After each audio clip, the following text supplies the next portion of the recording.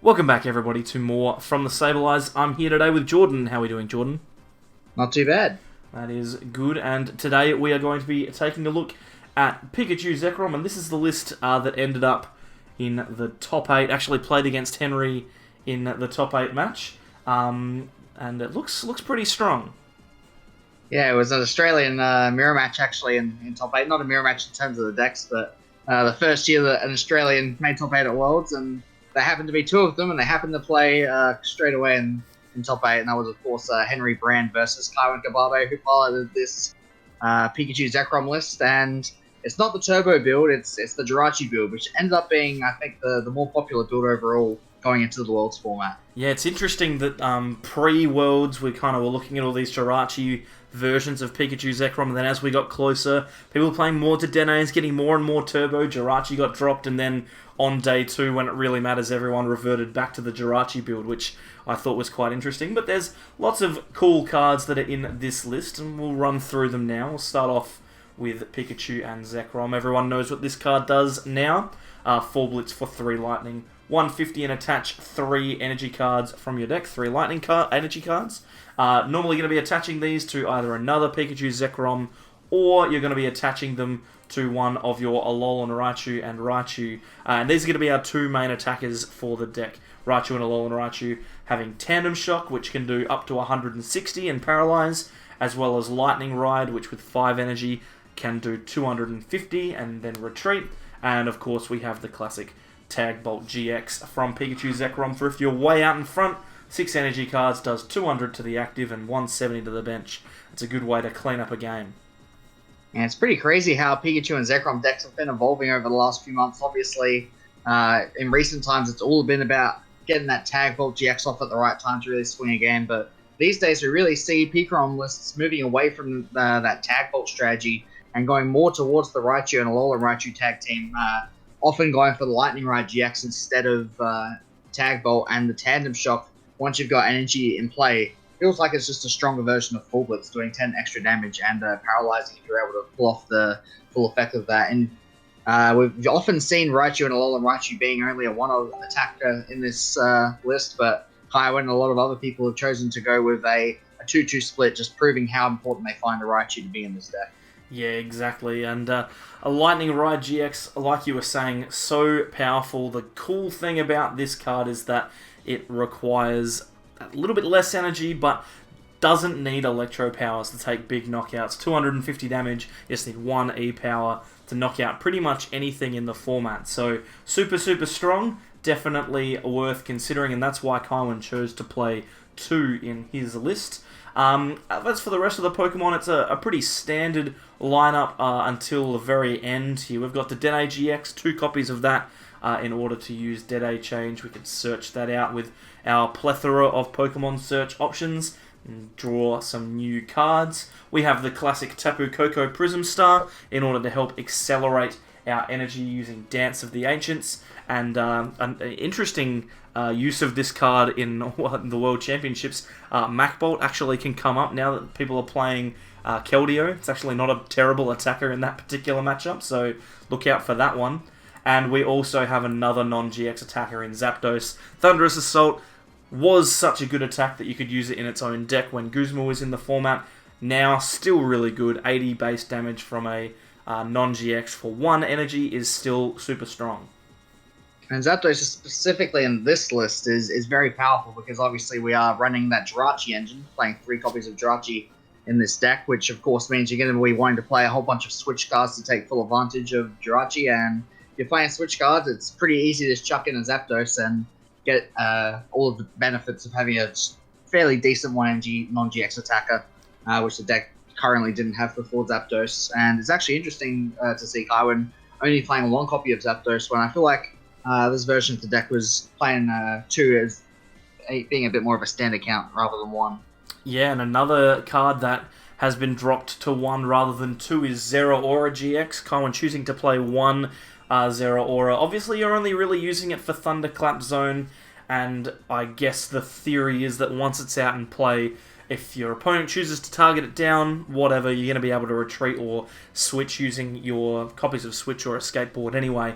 So it's not the end of the world if it gets taken out, but it's just nice to have in there just as a 1 count. And we do still see it as a pretty decent attacker. Plasma Fists is still a solid attack if you do ever want to just have a 2-price Pokemon in the active instead of a tag team. Obviously, Zeraora is also this deck's best out to tag purge from Mewtwo decks. You really want to have a non-tag team answer for dealing with Mewtwo when they're just spamming tag purge over and over again. And obviously, full voltage is a option as well. It's not one you're going to want to use over the tag team GX moves, but it's one that I've seen come up here and there anyway. Yeah, I would argue that every other GX attack in the deck is actually better than that one. I could even see you using Tingly Return, but it's there, it's an option, and it's good to be aware of. Obviously, you mentioned there are 3 copies of Stellar Wish Jirachi. This opens up a few extra avenues that we can take with this particular matchup, and it means that we've got that extra little bit of consistency over the top of the turbo builds that are hoping to hit the cards they need through brute force. We're being a little bit more finessing with it. We're finding the cards that we need off of a Stellar Wish here or a Lily for a few cards there, rather than just trying to draw into everything that we need. It means that we're going to find ourselves missing turn 1 full blitzes a little bit more often, but when we hit them, they're going to be easier to pull off because we're going to have more maneuverability. And the Jirachi kind of lets you, in a way, cheat with your deck building, because you're allowed to play a small account of a lot of different cards and still get away with it due to Stellar Wish being able to find them at the right time. So we'll see a couple cards in this list later on, which are a bit of a smaller account than what you're used to seeing in Pikachu Zekrom lists, and potentially that's going to make your turn 1 full blitz rate a little lower, but if you're able to Stellar Wish into the right cards at the right time, it could potentially even make your turn 1 full blitz rate even higher if you're able to get some good Stellar Wish off. Yeah, it's a little bit of a roll of the dice, but definitely a good card. And one of the cards that saw quite a lot of play in PikaRom decks over the World Championship weekend was a one-off copy of Sigilif GX, and this is in the deck for its ability rather than anything else. It has the ability Mirror Counter, which means that when your opponent attacks you for damage, you take damage from your opponent's Pokemon GX or EX, then you give that damage back. So, for example, Pikachu Zekrom, 4 blitzes for 150. That's doubled by the weakness of Sigilif and then sent back in full, so 300 damage onto their Pikachu Zekrom as well. It means that you can put Sigilif into the active and then try and stop your opponent from kind of getting themselves set up. So, like, they're going for the turn 1 full blitz. That's fine. I'll put the Sigilif in the active. If you want to knock your own PikaRom out to do it, be my guest. Otherwise, you're going to need to find a gust to get around it, or simply accept that you're not full blitzing this turn.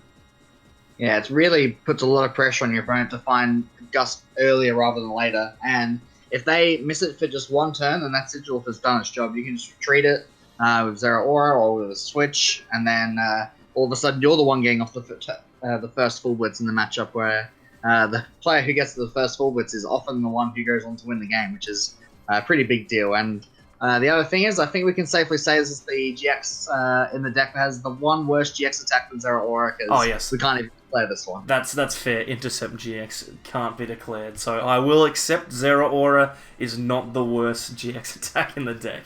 That's the Pokemon line. We move on to the items and supporters. Like a traditional PikaRom list, this deck is playing 4 copies of Lily and 3 copies of Volkner. Slightly lower Volkner count, but you've got Jirachi to help you find items as well, so it's not the end of the world. The really cool supporter that we've got in this list is Cyrus Prism Star, and this is the thing that Jirachi really allows this deck to do. Is if you've got a Jirachi in the active, and your opponent's got their entire board set up, they're looking really strong, maybe you're playing against Malamar or even something like Breloom, if they've got their entire field set up, you can play down Cyrus, force them to choose the cards that they want to keep. They choose 2, and then the rest of them get shuffled into their deck. And that can be enough to win games. When you pair that with Tag Bolt GX, the ability to take 2 knockouts means that you can potentially leave your opponent with a single Pokemon in play after using Cyrus Prism Star. So this card can really swing a matchup. It's obviously more useful in some matchups than others, but hey, if you've got the opportunity to take your opponent from 6 Pokemon in play down to 1, that sounds pretty strong to me. Yeah, the Cyrus Tagbot combo is honestly just a dirty combo. Like, you're going to win most games that you pull that off if your opponent hasn't prepared themselves properly for it. And I would say the Cyrus is like the main reason that I would favor the Jirachi build over the Turbo build. It's just such a strong utility card. It's not so useful in most tag team matchups, which PikaRom is usually pretty good against other tag team decks anyway. But it really shines against almost every other deck. You already mentioned Malamar and some random decks that you may come across, like the Breloom or maybe Naganadel, Beast Box kind of decks. They all just really struggle. Dark Box is another one that Cyrus just destroys if you get off at the right time. So pretty much any deck that isn't running tag team, Cyrus is going to be the card that swings those matchups. And some of those matchups happen to be the ones that PikaRom struggles with. So it's definitely a huge swing card for the PikaRom. Yeah, it certainly is. And the ability to be able to play it and just completely change a game. You can be behind by a long way and end up winning because of this card. It's super, super strong, and it's probably part of the reason why Kaiwen did so well. Moving on, we've got some other trainer cards to look at. We'll start off with Pokemon Search. We've got 2 copies of Pokemon Communication, 3 copies of Electromagnetic Radar, and 1 copy of Cherish Ball. I think you'll agree, Jordan, that those counts are a little bit low, but again, that's what Jirachi allows you to do. You can skimp a little bit on those spaces to help you fit in other things, because you're going to be able to find what you need with Jirachi a little bit more frequently than if you just had to manually draw into them. Yeah, they are a little low. I mean, Electromagnetic Radar is obviously a card that you would usually want to see 4 of, just because it's a card that's so powerful when you open it. Just like Jirachi, you'll usually want to see a 4 of count of Jirachi, just so it's in your opening hand a high percentage of the time. But just like Jirachi, it's not a card that you really need to use more than once or maybe twice. You never really need the 3rd or 4th copy of it. So if you're able to find it in the first turn or 2 of the game, it should be fine. And obviously the Pokemon Communication also being a little low at only 2, it's going to be a little awkward to find your Tapu Koko Prism sometimes. But honestly, 6 search cards for a deck that plays all basic Pokemon's fine. Like, you're going to be a little slow sometimes if you don't find them in the opening hand, but 6 is still more than enough to get your Pokemon when you need them, especially since this deck is asking for so little Pokemon in the setup. You just need to find a couple Pokemon here or there, and you're good for the rest of the game. Yeah, it's not the end of the world if you miss out. The Pokemon Communication, really just for the Tapu Koko.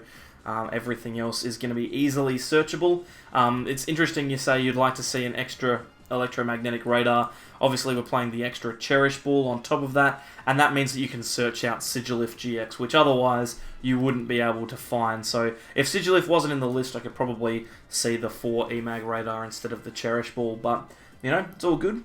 Moving on to some more consistent 4 counts, we've got 4 Custom Catcher, which is an absolute minimum for decks like this. You need to have some Gust, and Custom Catcher is the best one for PikaRom. And then, of course, we've got the thing that makes PikaRom even more powerful than it already was. 4 copies of Electro Power means that those big knockouts are just that little bit easier to get. Yes, the Custom Catcher and the Electro Power are especially powerful in this list because you're playing both Jirachi and Volkner, and they are both cards that kind of are more powerful when you have multiple copies of them at the same time. Obviously, Custom Catcher requires multiple copies to be able to use it at all, but Electro Power, you often need 2 or sometimes even 3 at the same time to get the most benefit out of them. And I'd say this build of PikaRom is the best build at being able to pull off those crazy combos. We talk about like the crazy triple Electro Power plays to maybe use a Zapdos to knock out a Sigilif when your opponent's trying to wall with it. They're not very often that they're going to happen, but it's not actually that unrealistic to say I've got holding 1 Electro Power, I Stellar Wish into a second one, and I'm holding a Volkner for the 3rd. Yeah, so you can pull those big plays off potentially if you need to. Some of the areas where we've dropped counts from other PikaRom lists, there's only 2 Energy Switch in this particular build. Means that you're going to find it harder to move energy around. You can't just slap them down like you can in the Turbo build. And we also have 1 copy of Tag Switch as well. Means that you're going to be a little bit more reserved in your build-up. But because you've got Sigilif and Jirachi and all these other things, eventually you're going to get to the point where you're in that favourable position. So those counts a little bit lower, but probably not the end of the world. Well, yeah, once you've declared full blitz for the first time, you should have enough energy on your board to be able to declare the attacks you want to use for the most part every single turn almost. So the ability to move your energy around while being nice isn't strictly necessary for the whole game. It's mainly just to help you get that turn 1 or turn 2 full blitz off easily. But Thanks to one of the other cards we're playing in this list, the Stadium Nav item card. You don't even need Energy Switch that often. If you can find your Stadium Nav to get Thunder Mountain into play, all you need is an attachment, a Tapu Koko Prism, not even using Energy Switch, just for the regular effect, and then a Switch card to get your PikaRom into the active, and all of a sudden you've got a Full Blitz without using any Energy Switch at all, and that's not even that hard to do. Yeah, it's really, really easy, and as long as you flip A heads, which is going to happen 75% of the time with Stadium Nav, then you're going to be able to get those Full Blitz off relatively easily. The hard bit's going to be getting the energy into the bin and then onto the PikaRom with Tapu Koko. The Stadium Nav helps you along the way. We also have, let's talk about stages. We've got the Thunder Mountain, the one copy, super, super strong. The third Prism card in this list because of Cyrus and Tapu Koko. And we also play 2 copies of Lysander Labs to turn off things like a skateboard and maybe some of those pesky spell tags that other decks are going to be playing. It seems a little bit anti-synergistic since we're playing escape boards of our own, but we're happy to turn off the escape board on our Jirachi if it means that things like Shedinja or Spell Tag or other escape boards are turned off as well.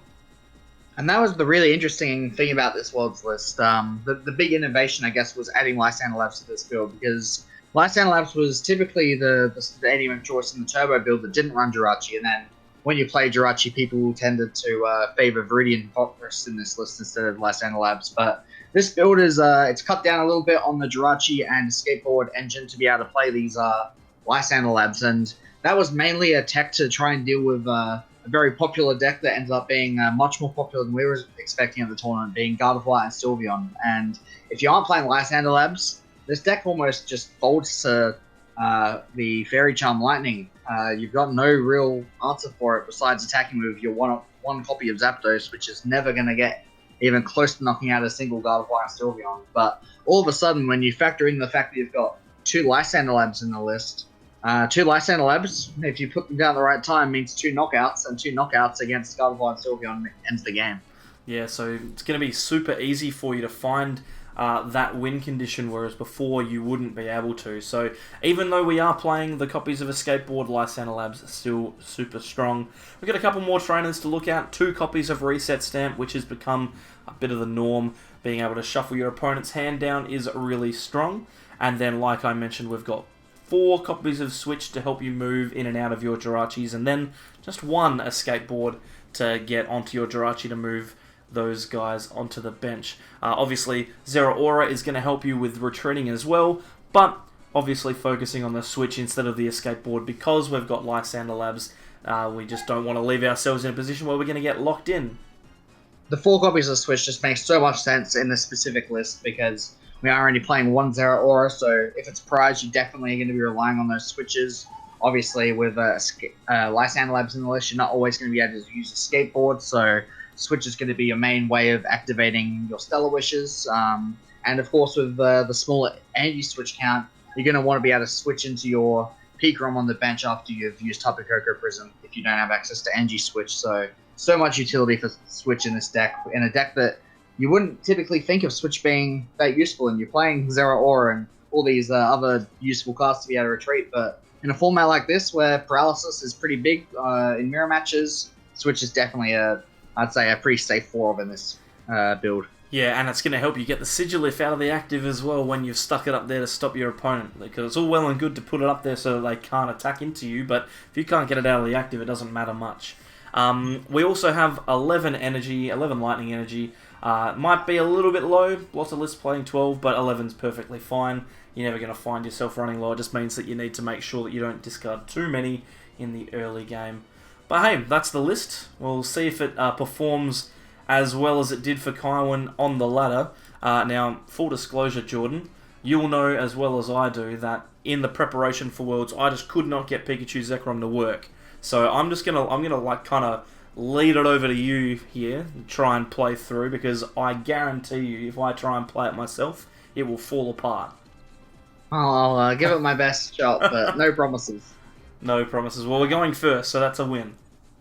Yeah, well, going first is pretty useful because it means that we don't have to dig super hard for that turn 1 Full Blitz. We can just very easily settle for the turn 2 Full Blitz. That's all you really can do because you can't attack on the first turn. and that's much easier to achieve in this list. The turn 2 full blitz. I would say the turn 2 full blitz in this deck is even easier to pull off than it is in the turbo build. It's not quite as easy to get the turn 1s off, but I wouldn't be too upset about it. Alright, here we go. We're doing things.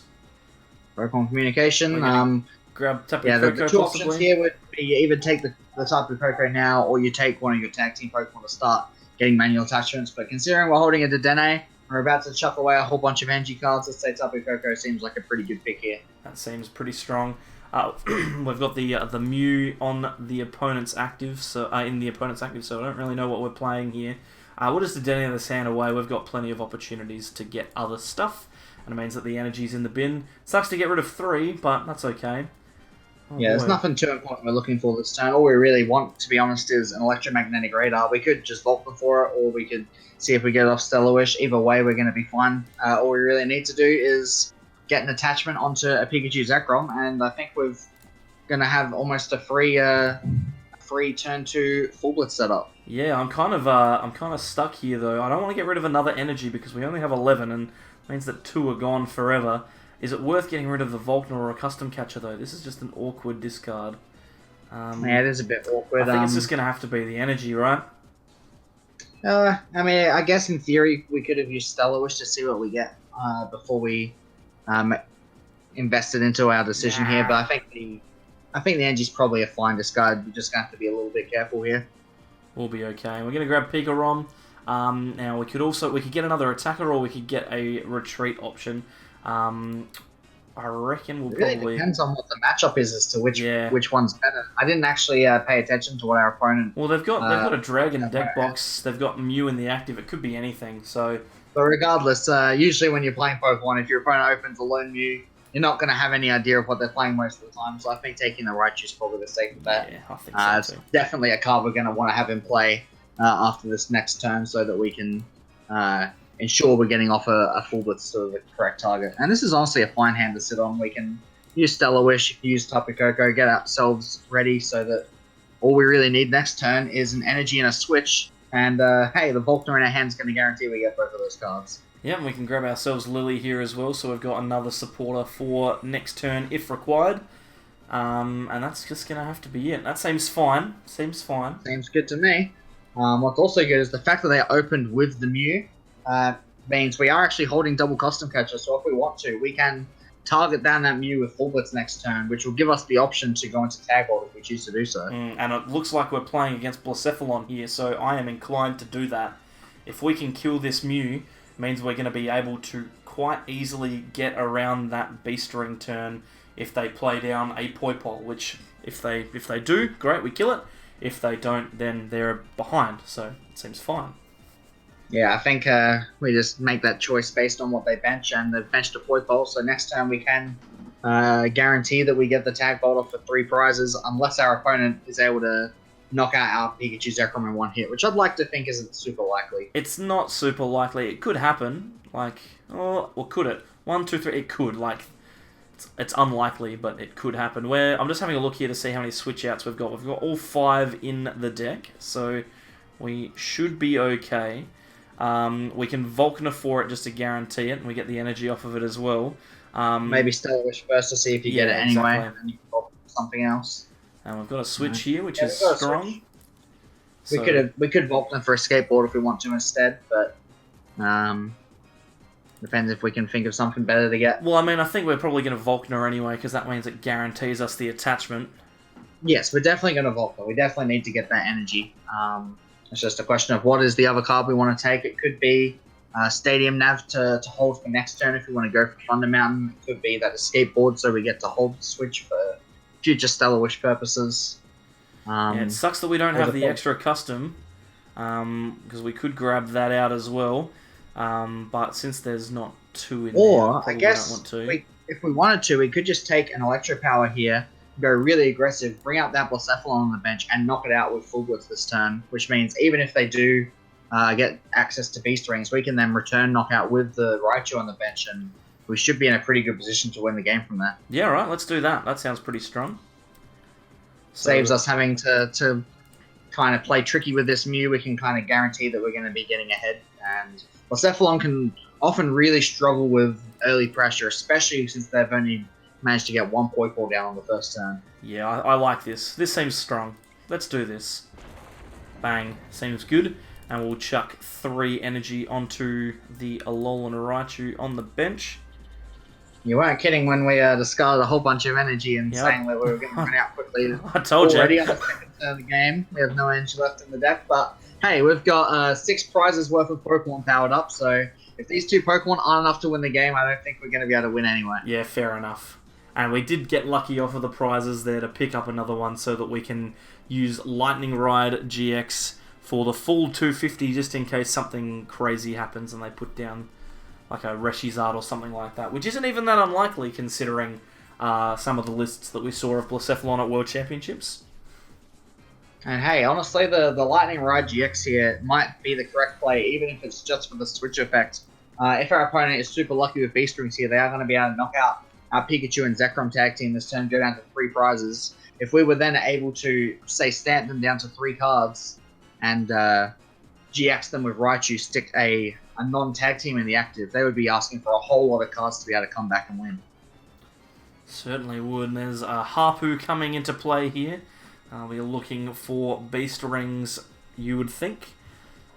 There goes a bunch of cards that likely are not Beast Rings. This looks to me very similar to Shintaro's list. Yeah, it would not surprise me. I can't remember if... Yeah, Shintaro was definitely playing the Harpu. So yes, and he had the Heat Train as well. Definitely going to be that list in the, that we're versing right now. And I'd say this is like a pretty close matchup for Blacephalon versus PikaRom, actually. Obviously, Blacephalon can just go nuts with Beast Rings and make it really hard to win, but the fact that they've missed here, I think, is going to almost seal our victory. Yeah, it looks like it might. They burn off a Welder. Now the question is, are we going to be able to take the knockout here with... let me rephrase that. What are we going to take the knockout with? Because we can get both of our Pokemon into the active if we want. I'm looking here. I think we might grab Zero Aura off of this Cherish Ball. Or yeah, we can get I could even grab the Sigilif and then discard it with the Emag Radar. We'll do that just to get it out of the deck. Yeah, it makes sense. The Sigilif actually could be pretty strong in this matchup. If we're in a slightly more difficult position here, we could have potentially used Lightning Ride GX to switch our Raichu into Sigilif and then force them to get Gust. And if they didn't, they would be they'd be having to hit into that Sigilif GX with 4 energy to knock themselves out. But I don't think that's going to be necessary in this game. I'm feeling pretty confident from here as long as we get the knockout, and considering the knockout's on board, I think we're going to be pretty good. Looks like we might get it. So what we could do is we could Lightning Ride and then go into the Jirachi just to make it even harder for our opponent to do anything. Or we could just use Electro Power here, Full Blitz, and then presume that we're going to win the game with Alolan Raichu next turn. What do you think, Jordan? I think I would, regardless of what we do, I'd play the Reset Stamp here just because they are holding 8 cards and we're probably not going to need to play Reset Stamp again after this turn. After this turn, ideally, we're going to have won the game. I also think that we're probably going to be best off using our Electro Powers and keeping the GX attack alive because not only does that thin cards out of our deck so that we've got a higher chance of finding custom catches next turn, but it also means that we're going to be able to guarantee a knockout next turn on if they leave a GX active without needing to find Electro Powers again. Sure thing. So yeah, full blitz seems fine here. Let's do that. Bang, no energy. We'll just have to accept that and move on with our lives. And yeah, it's going to be really pretty much impossible for our opponent to even take a knockout now that we've skipped Beast Ring. They've got no energy on the board, so even if they were able to have like a massive Welder play and double the Ganondorf, it would only barely be possible for them to knock out this Pikachu Zekrom. And if they did, we would have the GX attack for the return on board, so... I think it's fairly safe to say this game is effectively over. Yeah, and the fact that we got the custom catcher off the prizes as well means that if they choose not to do that, we've still got ourselves a chance to draw into the custom to knock out the Naganadel GX. But we'll wait and see. It's probably just going to be clicking Full Blitz till we win here. I would say so. It's a pretty interesting matchup here because I would say these are 2 of the most fast and aggressive decks in the format. Pikachu Zekrom is known for its consistency of applying pressure to your opponent, and then Blacephalon is obviously no slow deck either. It's known for applying pressure back to your opponent even if they do get an early start. Obviously, they weren't able to do that in this game, but this is very much a back and forth matchup if both players are drawing well. Certainly is, and we'll just wait and see what Coolman217 gets up to here. Grabbing themselves a Blacephalon to take a look at maybe attacking this turn. That'll be very impressive if they were able to do that.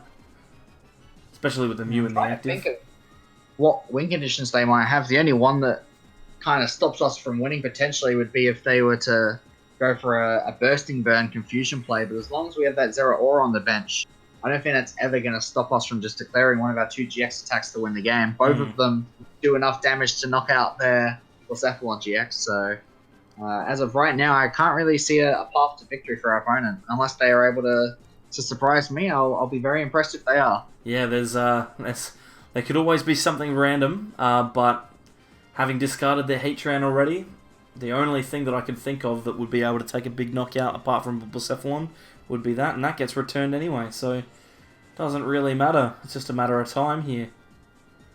Yep, we can use the switch in our hand if we want to, retreat into Jirachi and Stellar Wish to try and find our second Custom Catcher, just end the game instantly if they leave this Mew active. We don't want to use the Dene, obviously, because if we discard that Custom Catcher, we won't have access to Gust for the rest of the game. I guess it's just going to be a matter of do we Stellar Wish into Volkner or not. Let's go for it. What's the worst that could happen? May as well. I don't think there's any chance of us losing from here even if we miss, but hey, we got it. So At this point, the only thing that could stop us winning is me accidentally clicking a different card. I don't think that would stop us from winning. I think we would still win, to be honest. Not even that could stop us. And that's a pretty decisive victory. It just shows the power and consistency of this PikaRom list. Pretty much everything went perfectly for us there. I can't remember if we had access to turn 1 forwards if we were going second, but it felt like we would have been able to go for it if we wanted to. I think so. But hey, cool! I got a Dawn Wings. I could put that in my PikaRom as well. We've only been going for 30 minutes. We might try and play another one. That's the joy of PikaRom, is you're going to be able to finish your games. Unlike our last video, Malamar, where we played one game and it took the entire 45 minutes. It was a good game, though. It was a good game. And here we're going up against just Fire. That would suggest to me that it's probably Green's Reshizard.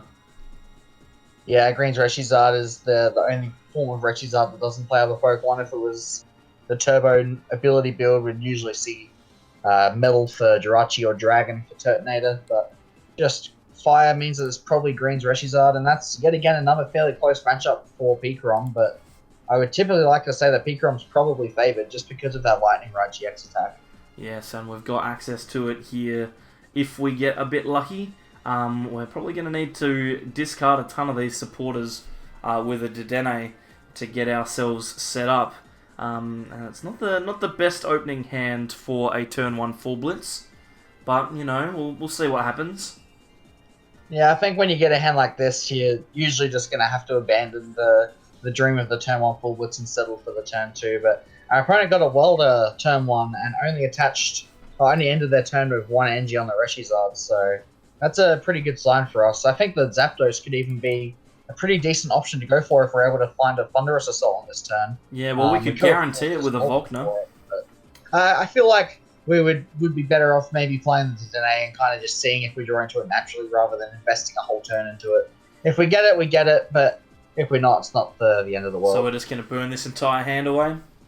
I suppose so. The Cyrus seems really bad in this matchup, so I don't have any problems with throwing that away. The only thing that kind of stings a little bit there is the Custom Catcher discard.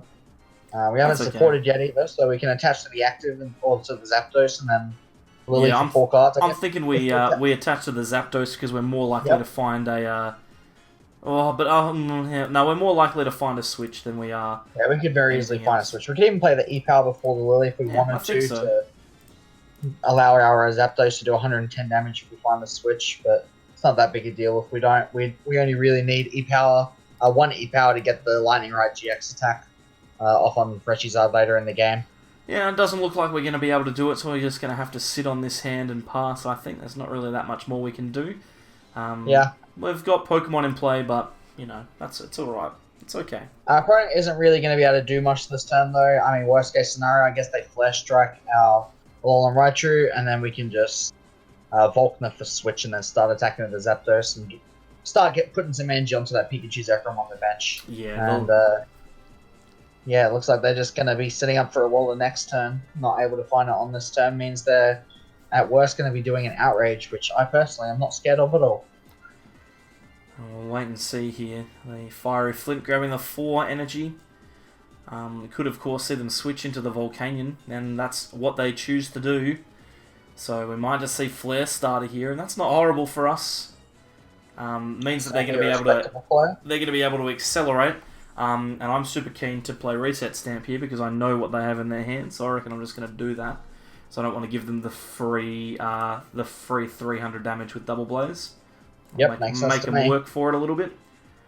It is a little disappointing that our Zapdos attack is not very valuable now. It's not really worth half hitting into a Volcanion with a Zapdos when we can easily knock it out with a Full Blitz at any point in the game. So I don't know if it's realistic to go for a Full Blitz this turn. I mean, we could Pokemon Communication the Raichu for a Dedenne, play the Volkner to find an Energy Switch and then go for it, but we might just have to go for a slow turn here, just attach to the PikaRom and settle for a pass there. That doesn't sound very good to me. I don't know. Feels really bad. That feels really, really bad.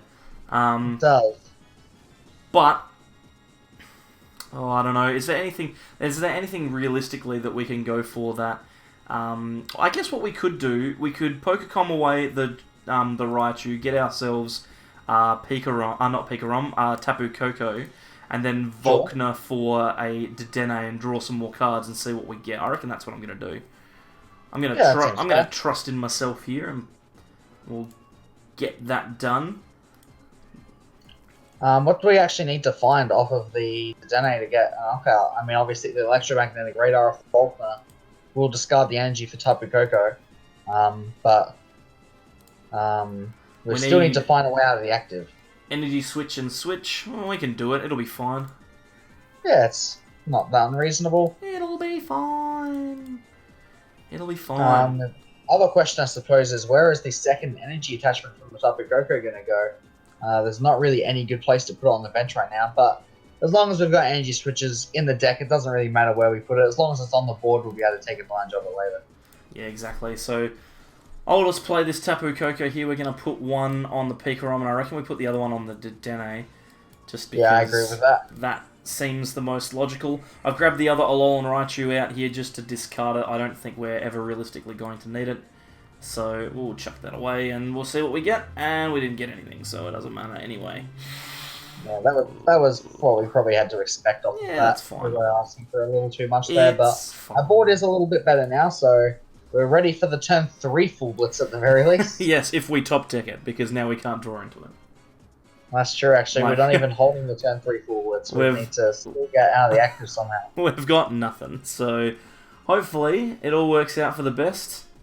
Maybe our opponent gusts out something here and gives us a free promotion. And the other problem here is the fact that our second Alolan Raichu is in the discard pile. If this one ever gets gusted and knocked out, or even knocked out from a double... What's it called? Double Blaze? Double Blaze, that's the one.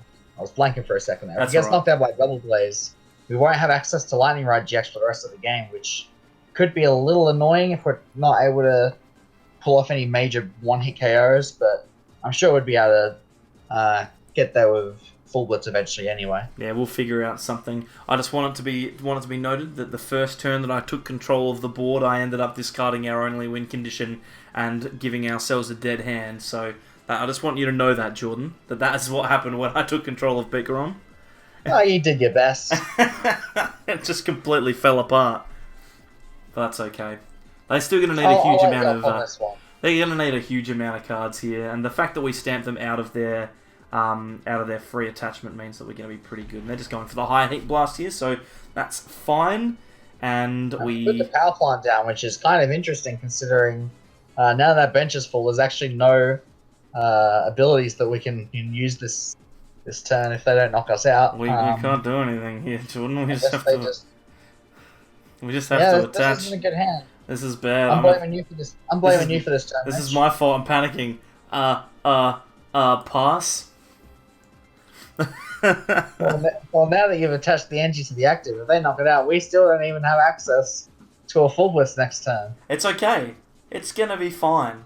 It's Because gonna be fine. it's all gonna work. Like we have to attach there. We have to force them to knock it out. I guess so. It's like Jordan's just like we didn't have to do that. We definitely didn't have to do that. Yeah, that's what I'm thinking. But, hey, I'll let you justify the play. Hey, it's fine. It's gonna be fine. Because they're gonna. Oh, they didn't knock us out. Here we go. Oh, they decided not to retreat and knock us out. How nice of them. What do we do now? It'd be a shame if we just drew a past. What do we do now? Well, I already told you that we're probably just going to draw a pass, so I guess we're going to do that. The consistency of PikaRom. Gotta love it. To be fair, this wasn't necessarily the deck's fault. I think both of us probably made some small mistakes in our setup for this game. I can't think of any that I made, personally. I think it was all on you.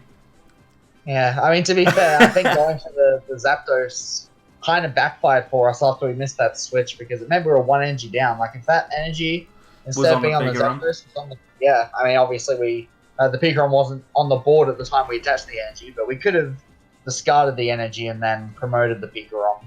And then attached the PikaRom afterwards, but... Here we are, promoting PikaRom and hoping once again to top deck, because both our Jirachis are in play. We might actually have to... Sorry, both our Denays in play. We might have to actually just promote Jirachi. I was about to say, we could just do this.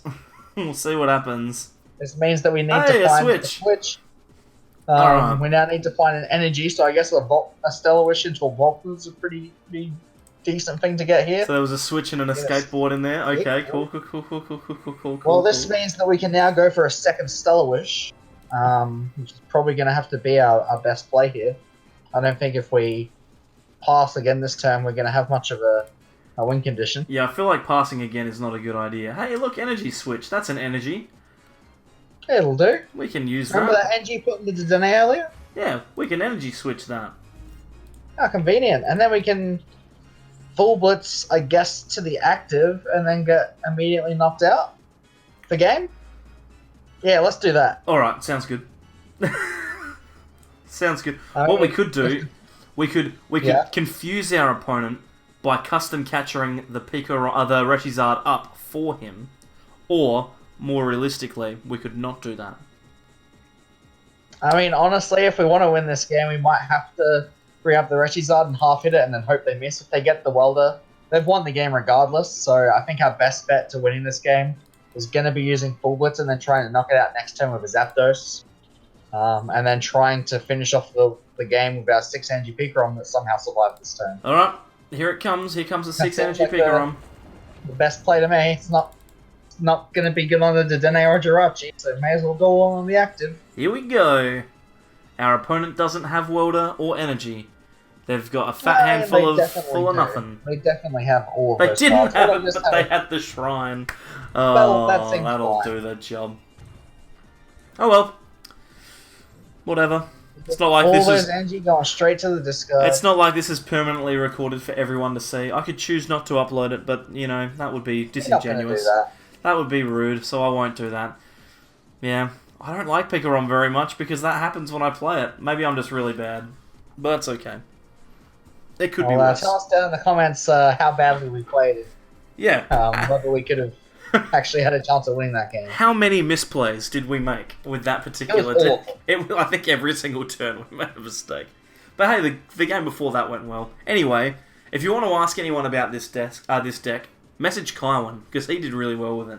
We're not the ones to ask. We desperately try and get Malamar to work every week. But hey, thanks Jordan for experiencing that with me. I won't say playing, because we barely did. That was a good time. Yeah, we enjoyed ourselves. And thanks everyone for watching. If you like that kind of content where we scramble around for 15 minutes trying to get cards to work, then feel free to subscribe by clicking the Sableye in the middle of the screen. On the left-hand side are some videos where hopefully we play Pokemon cards a little bit better. And on the right, we have a playlist of other videos that you should definitely watch instead of this one. We can't give you the 45 minutes back, but we can give you another video which is better than this one. Thanks everyone for coming along, and we'll see you all next time for more from the Sableyes. Bye.